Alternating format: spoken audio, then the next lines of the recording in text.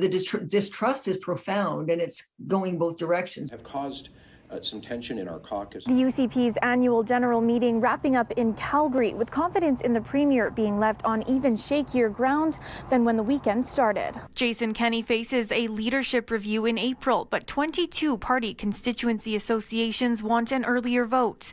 A motion which would have made it harder to have that review earlier did not pass. Kenney hastily addressed the vote on Sunday afternoon. I'm open to whatever the board decides. But this political sciences professor says that wasn't the hope for the vote, and there were ulterior motives involved in that motion. Jason Kenney saying that, it's not his idea or has nothing to do with him, but no one is persuaded by that. Jason Kenney's in a worse position today than he was before the weekend began. To close the weekend, the Premier spoke to reporters who were curious about the lack of confidence and division displayed by the associations. After several versions of a similar question, he did acknowledge there is some.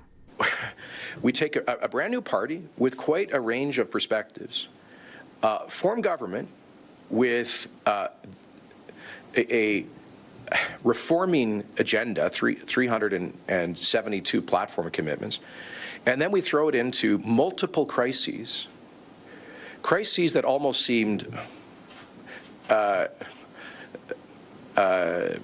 to perfectly split, in a way, a Conservative coalition on an issue like managing a pandemic. The UCP's draft curriculum has been highly criticized and even condemned by Indigenous groups, teachers, and parents.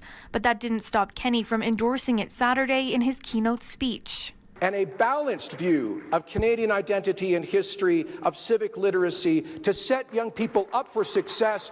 Thank you, Minister LaGrange, for all that you are doing. It's that inability to hear, that tone deafness that has chipped away at confidence in his leadership and has generated a great deal of anger across a broad spectrum of Albertans. But for the Premier, staying united in the face of it all is a priority.